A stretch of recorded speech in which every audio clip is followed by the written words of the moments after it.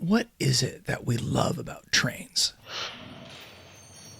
With a history stained by colonialism and exploitation, our ancestors really saw them as kind of the undoing of Indian country. and a present that is dysfunctional. So these trains aren't even making it to where they're supposed to go. The railroads cannot run trains. Deregulation rescued the railroad corporations and destroyed rail transportation.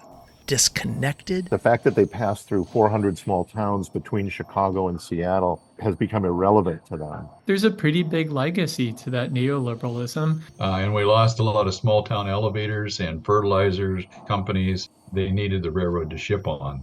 And even deadly. There were places where we monitored that would cause hospitalization if someone was outside for 3 hours. There were some that were so high that it could even cause death. They are still emitting the same level of pollutants that they were when they were originally manufactured 30, 40, 50 years ago, despite the fact that there are cleaner models. Until you're in the room where 75% of the people in the room have had cancer in their respiratory tract, you understand how real it is, right? How many people are actually enduring that pain because of where they live. Maybe it's not what trains are, but what they could be.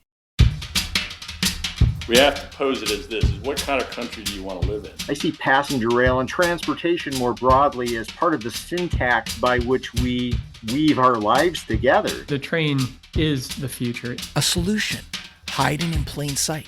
Other countries have relied on electrified rail for 100 years at this point. We definitely need more trucks off the road. They have much lower fuel costs. They have much lower operating costs as a result of having electric rail. To some of the most vexing problems of our time. How are we going to get the energy, which is going to be largely renewable?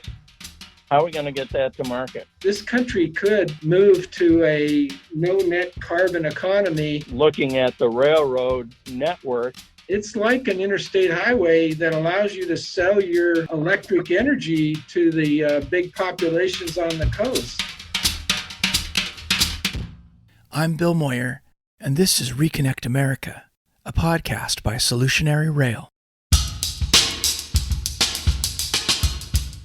In this show, we're searching for areas of common cause among unlikely allies. No matter if you're a business owner or a worker on a train or a worker building the train, We are all connected on this question. they've been fighting for the same thing. Our communities extend from the two people in a cab of a locomotive to every single community that we traverse through.